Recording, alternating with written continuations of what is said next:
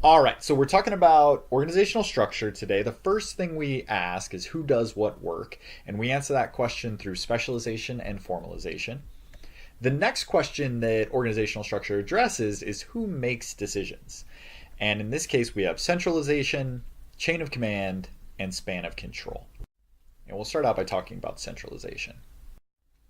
Centralization is the extent to which decisions are made at upper levels of the organizational hierarchy. So basically, does the C suite make a decision and everyone follows it? It cascades down the organization, everyone follows it. Or is there autonomy within departments, within teams, within individuals to make their own decisions about what work to carry out and how to carry it out? In a highly centralized firms, most decisions are made at the top. There is no better example of this than the Roman Catholic Church. Imagine if not only you had a boss, but your boss were infallible, because that is the Pope. He is infallible. When the Pope says something, when the Pope makes a decision, all members of the Catholic Church have to abide by that decision, right? You can't have a local priest saying, oh, I think gay marriage is okay, or oh, I think abortion is okay. The decisions are made at the top and everyone follows them. In organizations with low centralization, then individual members have a lot of power to make their own decisions about what they do and how they do it.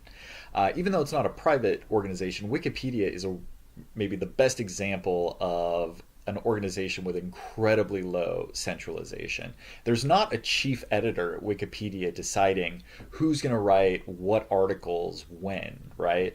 The Wikipedia is driven completely by members deciding what articles they're going to contribute to, when, how they're going to edit them, etc.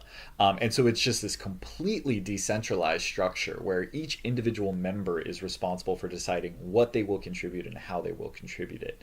And this is a model that works really well for Wikipedia. Wikipedia gets a lot of undeserved flack, in my opinion. It is an absolutely great resource to begin doing research, a starting off point for that. And there are some articles which certainly have problems. Like if you look at a controversial topic like Trump or abortion, climate change, like there's going to be a lot of fighting in those articles. But the vast majority of articles, like South American tree frogs, will have really high quality information. So this decentralized structure of letting people decide for themselves how they're going to contribute and how they're going to write the article is really successful for what Wikipedia is trying to accomplish. All right, so we're talking about who makes decisions, and we just talked about centralization. The next thing we're going to talk about is chain of command. Chain of command is the line of authority extending from upper to lower levels of the organization, which clarifies who reports to whom.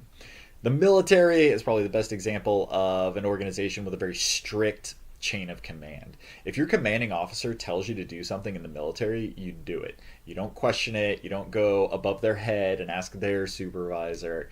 That is incredibly frowned upon.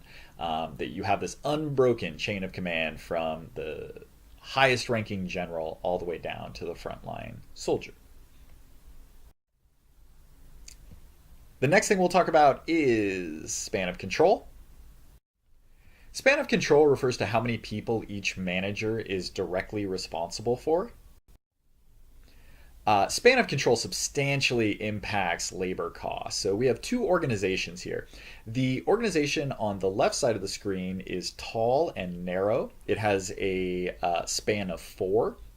So each manager is responsible for managing 4 people.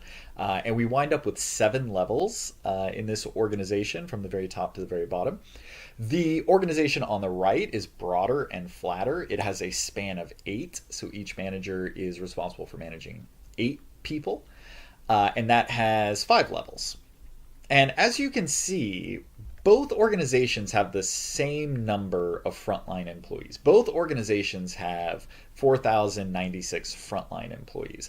But the tall, narrow organization has almost 1,400 managers, whereas the broad, flat organization has barely just short of 600, right?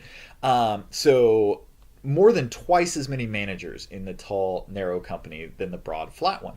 This is really important for a lot of reasons. The first is just that managers tend to make more money than frontline employees. And so when you have almost twice as many managers, that leads to a huge increase. I mean, millions and millions of dollars that you're paying out in salaries to managers every year. The other thing is that frontline employees usually contribute the most direct value to the product or service that an organization is producing. I don't mean to imply that managers don't add value. They do, but frontline employees are usually the ones directly providing value. And so in the second company, you have a much higher percentage of your employees that are frontline employees. In the flatter company, employees that are directly contributing to the bottom line. The other really important aspect of this is communication between levels. When you have a tall, narrow organization, there's a lot of communication that gets lost from the very top level to the frontline employees who are actually doing the work, and then likewise from frontline employees going up the organization. In the broad flat company, it's a lot easier for frontline employees to give feedback to management and for management to give feedback to frontline employees. This is really important because managers ideally know overall big strategy, what the firm is trying to accomplish, and frontline employees know what's going on at the frontline level that could facilitate or hinder that strategy. So communication between levels is really important. And flatter organizations tend to have more communication. They facilitate that communication.